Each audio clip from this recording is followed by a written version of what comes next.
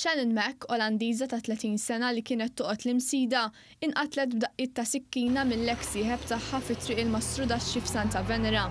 Il-katavru tagħha nstab mill-pulizija għal ħabta tas-6:15 tal-ġimgħa filgħodu li investigat rapporti tal-ġirien fosthom ta' raġel li kien sejjer għax-xogħol li lemaħ il-katavru ta' tfajla mixħuta fl-art bejn żewġ karozzi fl-istess triq. Sorsi qrib l-investigazzjonijiet tal-pulizija qalu li jidher li l-mewta tagħha ġiet ikkaġunata b'diversi taqqiet ta' arma li taqtaw bil-ponta. It-tfajla nstabet bonqa mħanxar. Minkejja li l-katavru tagħha ma nstabx fi stat ta' dekompożizzjoni, il-kawża eżatta tal-mewt qatt trid tiġi determinata fl-awtopsja li kellha ssir matul il-jum. L-investigazzjonijiet tal-pulizija bdew minnu fih. Tant li ftit tal-ħin wara li nstab il-katavru ta' tfajla, ġie arrestat l-eks ieħeb tagħha minn garaxx li nsab kantuniera l-bogħod fit-triq l-istampaturi.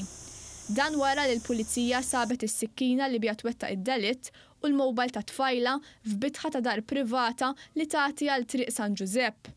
Sorsi qrib l-investigazzjonijiet tal-pulizija qalu li meta affaċċjat bil-preżenza tal-pulizija fir-residenza tiegħu l-Olandiż ma tniffis u baqa' kalm.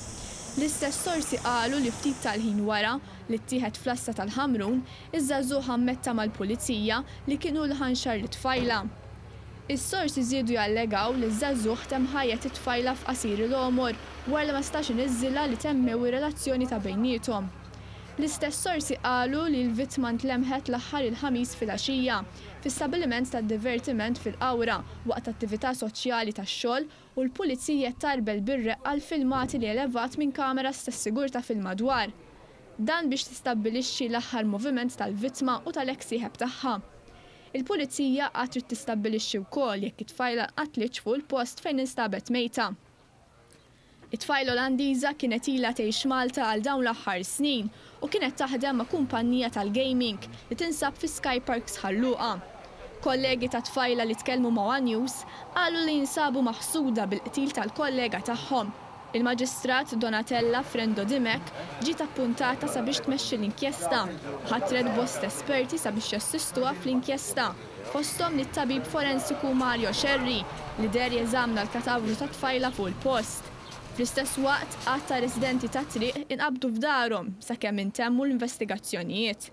Ir-raġel mistenni jitressaq il-qorti s-sibt mixli bil-qtil volontarju ta' Shannon.